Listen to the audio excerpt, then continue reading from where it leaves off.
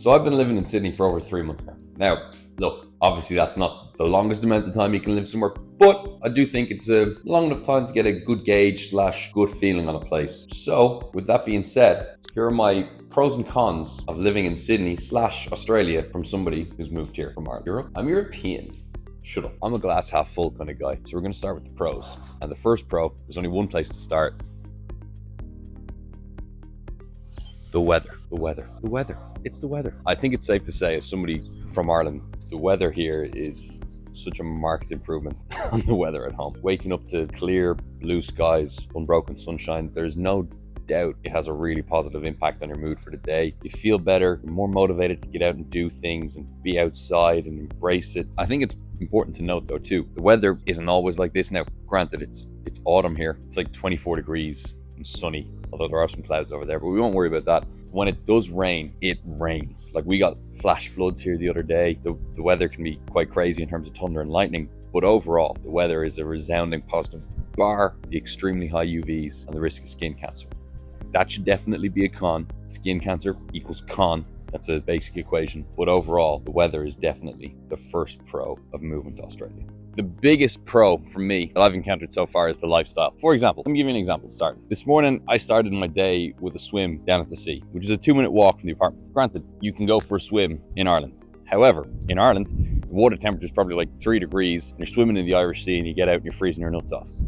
Here, even in autumn, you get out and it's still 22, 23 degrees. The water is crystal clear. It's just a nice way to start the day. Typically, I'm doing a sunset swim or an evening swim, but they're a little bit more difficult now, schedule-wise, because of the shorter days. But overall, the lifestyle here is it's just more laid back. Particularly, I'm in the eastern suburbs here in Coogee. People here are more laid back. The pace of life is a lot slower. There's a lot less judgment. I feel like you can, it's a beach town. It's a touristy town, so you can walk around the place with your top off. You want to go into a cafe and get a coffee with your top off and your swim shorts after the sea, that's no problem. You need to go to the supermarket and pick up some milk after you've just been down the beach, that's no problem. You can't do that stuff at home. That'd be frowned upon and a big no-no. So I really like that carefree attitude that comes with the lifestyle here. And overall as well, I think it's different for me, obviously, because I'm doing my own thing out here, but the approach to work here is so much more laid back too. They don't live to work, they work to live. And there's a really healthy work-life balance, I feel. It's not as detrimental to their health as it would be back home.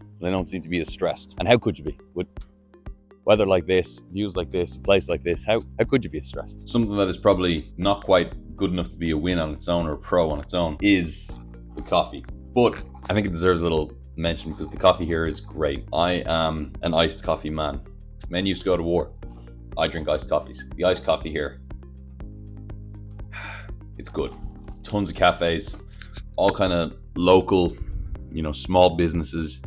It's great. Next pro would have to be the fitness culture. The vast majority of people in Sydney are really fit and really health conscious, consciously trying to better themselves. Now, I've had this debate with friends for years where I said, if you lived in a warm country where the weather is nice year round, it's going to be much easier to get yourself motivated to be in shape. That is definitely the case here. Everybody is fit, not everybody, but like a lot of people are fit. A lot of people are really healthy. Their skin is glowing from the sun.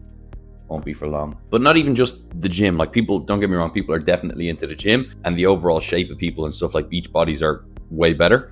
But run clubs are huge, Pilates, any kind of fitness activity. People tend to have like an active hobby. That's really, really good.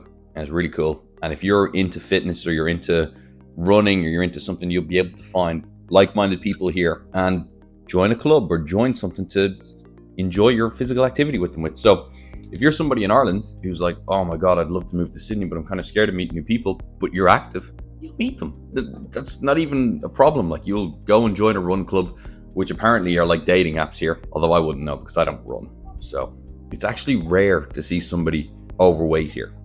Genuinely, like it's crazy, the overall level of fitness. So if you're somebody who likes your fitness and you like looking good and you like all that kind of stuff that comes with it, you'll probably like here. We have to talk about the negatives too, because they are here like they are everywhere. And it would be unfair of me. I think when people move over here a lot of the time, and if you're back home in Ireland, you're looking at people on Instagram, you see it a lot. It's an absolute highlight reel of how amazing it looks. It's not always that amazing. Like here, an important lesson, the grass is not always greener on the other side, despite the fact that grass looks pretty damn green right now. The first big con that jumps out, and you probably already guessed it if you've followed me on Instagram for a while, it's just the cost of living. The cost of living here is high. Now granted, I am not making anywhere near as much money as I was back in Dublin. So I am most certainly going to feel the pinch of any kind of increase in cost of living. However, it is definitely noticeable here. Price of rent is very comparable to that of Dublin, if not a little bit more expensive. For example, I am going to do a full video on the true cost of living here, but just know that our rent here for this 3-bed apartment, which granted is in a lovely location, it's an old ass apartment. It's big, but it's old. This 3-bed apartment is more expensive than my 2-bed brand new modern apartment was in Dublin, per person, obviously. Obviously it's more expensive, it's a 3-bed. For what it is, I don't think it's worth that. Groceries are incredibly expensive here. Again, if you followed my Instagram, you've seen this.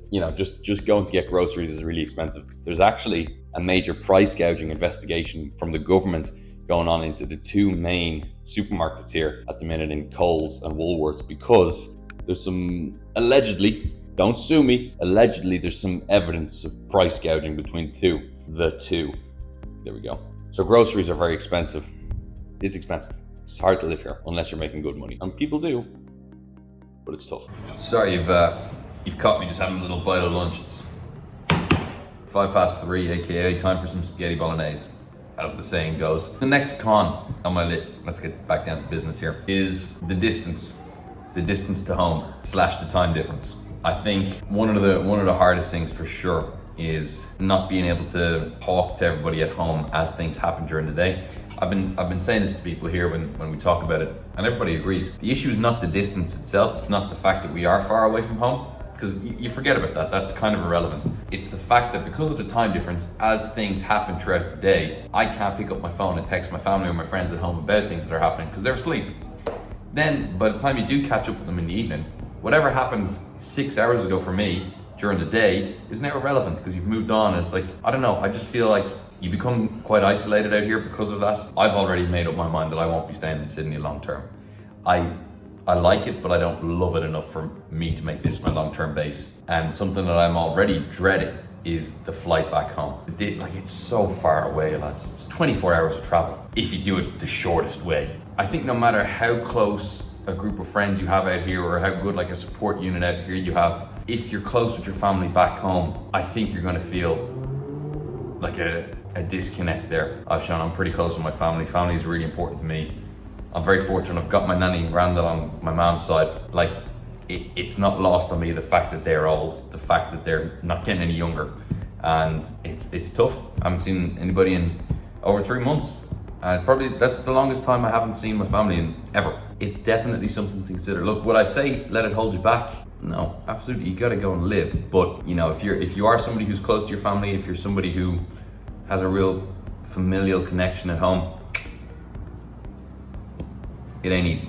So for the last con, I figured I'd just kind of speed rapid fire a couple of cons, because there are definitely still a few that I haven't touched on. There's definitely pros as well that I haven't touched on, but there's a legitimate housing crisis here as well. If you are thinking of making the move over to Sydney, you have to be prepared to really fight for a place to live. Now, we took on a lease. It's a little bit easier if you're just trying to get a room, but trying to take on a lease as 3 Irish lads moving over, that's tough. Be prepared for that.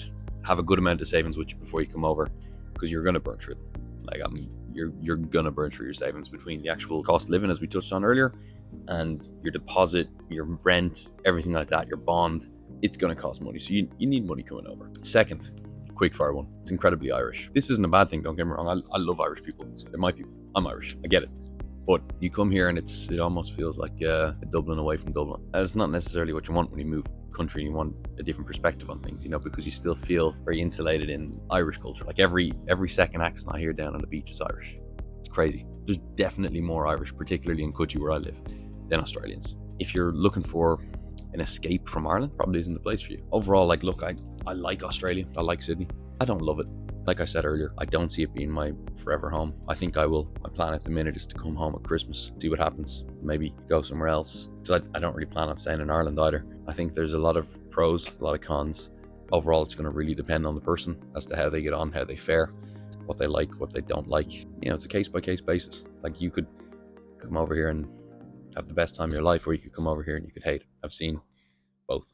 So let's do me a favor. If you enjoyed the video, leave it a like, subscribe if you're new, and I will see you all soon with a video on a true cost, like an actual detailed cost breakdown of living here versus living in Dublin. Peace. Sean Cullen Fitness.